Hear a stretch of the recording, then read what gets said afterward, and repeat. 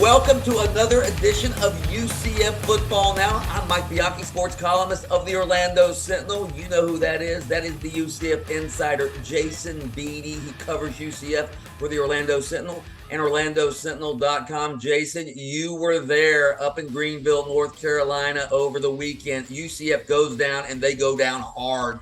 34-13. They lose to East Carolina. The defense, the red zone defense, which had been so good, not good against East Carolina. The offense scored the fewest points they've scored all season long. What happened? Did UCF underestimate East Carolina?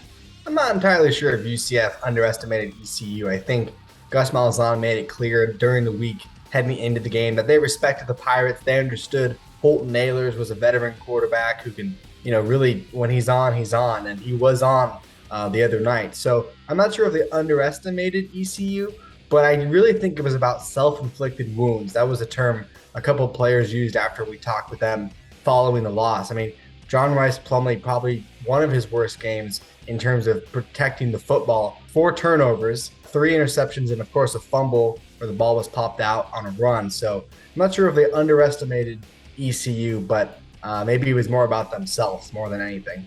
Yeah, obviously turnover margin, one of the most important stats in football. The team that turns the ball over the most usually loses. But, Jason, I'm going to question Gus Malzahn's play calling just a bit, all right? And I realize when you're turning the ball over, it ruins the sort of the rhythm of your offense. But I went back through the play-by-play in the first half. UCF fell way behind in the first half. What was it, 17-0 or 17-3 in the first half? And there was not one target to Ryan O'Keefe, not one target to Javon Baker. If you ask me, you've got to get the ball into those guys' hands at least at some point in the first half, don't you? Yeah, you're absolutely right. Ryan O'Keefe didn't record a rush or a catch until the fourth quarter. And I don't care who you're playing or what the circumstances are. That's just not how you're going to win football games if you're UCF. Okay, let's talk about John Rhys Plumlee. Obviously, one of his worst games. As you just said, he's been very up and down this year. He'll look spectacular in some games, and then, quite frankly, against East Carolina, he looked terrible. Turnovers. You even asked Gus Malzahn this question after the game, after he turned the ball over 3 times in the first half. Should he have been benched in the second half? I'm not really sure if he should have been benched or not. I think the fact that Thomas Castellanos, the freshman quarterback, had already played in 4 games, he would have burned his red shirt.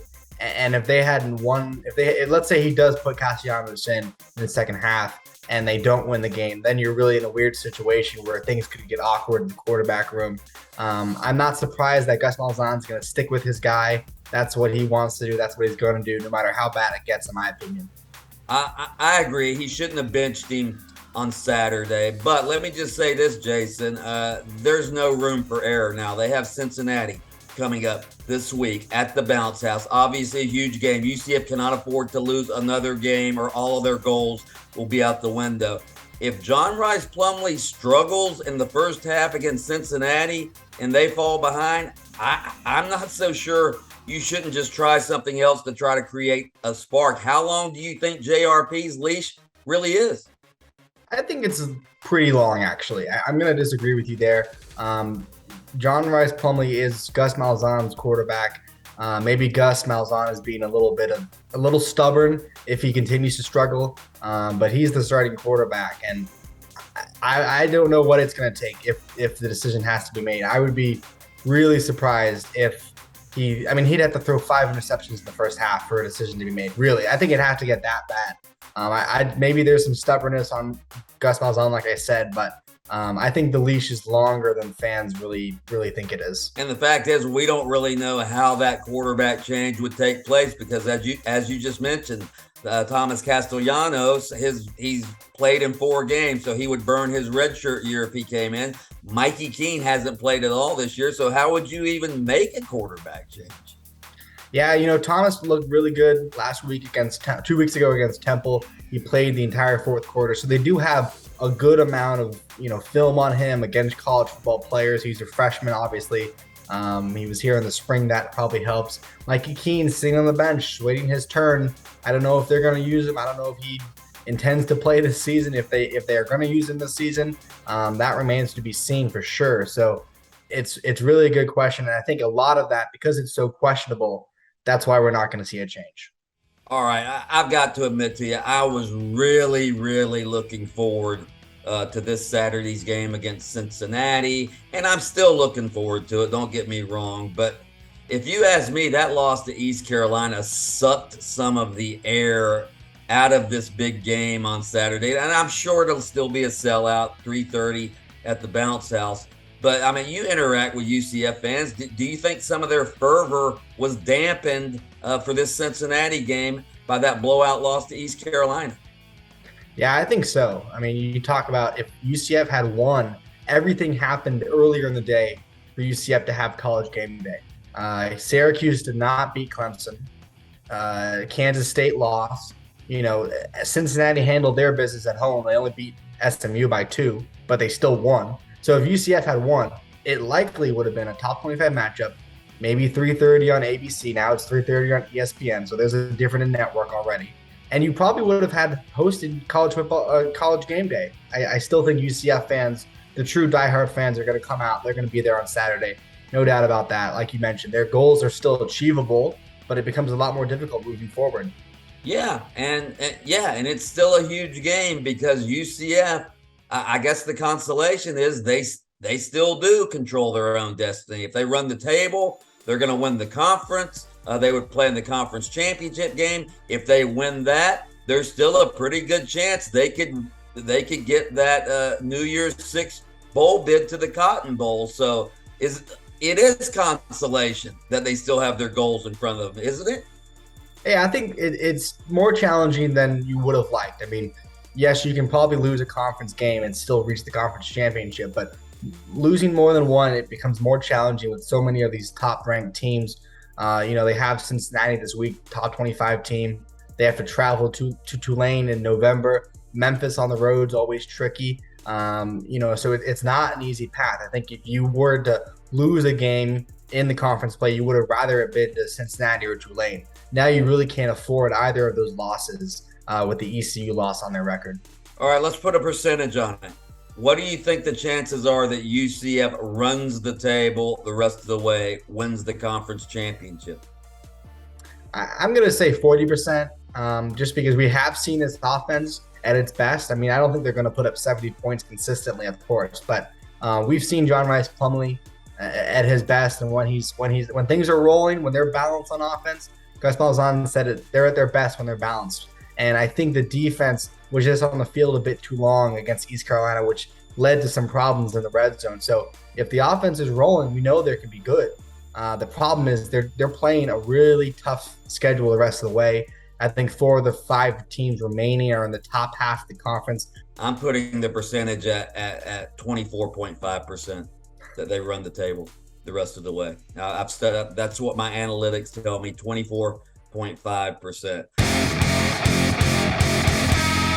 All right, countdown to the Big 12. What are we, 249 days until UCF officially joins the Big 12? Brett Yormark visits campus for the first time this week on Wednesday. Pretty big deal to have the commission in town, isn't it? It is a big deal. Yeah, this is his first time to campus. He's going to get the whole red carpet treatment, I'm sure. This is a meeting or a visit that has been postponed once prior. So UCF is really ready for this. He's going to take a whole campus tour. He's going to speak with the media. It's going to be exciting, I think, regardless of what happened this past weekend. Speaking of the Big 12, UCF's future conference, TCU right now, undefeated, only ranked number 7 in the country. Question, can they make the college football playoff? ESPN has a college football playoff predictor. I'm still stunned that they have a less than 15% chance of making the college football playoff. I think I guess based on the history of the college football playoff, you're probably thinking it's, 1 through 4, the SEC champion, the Big Ten champion. So now even if you lose the SEC title, you're probably in the playoff. And then you look at a team like Clemson if they win the ACC. So those are your 4 teams. I don't know TCU, even if they do run the table and win the Big 12. I'm not sure if they make it.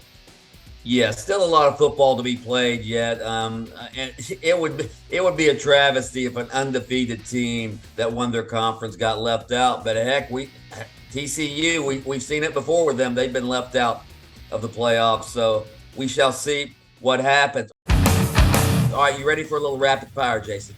Absolutely. All right, let me start. How about what do you make of East Carolina fans or East Carolina's official Twitter account, right? Trolling UCF? Yeah, they deserve to do this. Obviously, when you win when you win the game like that, you take control of the all-time series, 11-10. You're allowed to troll. Big L making fun of the space game the week prior. That was well done by ECU social media. Speaking of the loss, Mike, you've seen some tough ones over the years covering UCF around the program. Where does this loss rank for the Knights in recent years?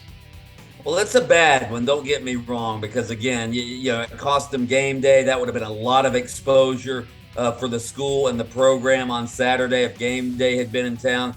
It's a big loss. Is it the biggest loss? No, because again, their goals are still in front of them. They can rebound from this loss.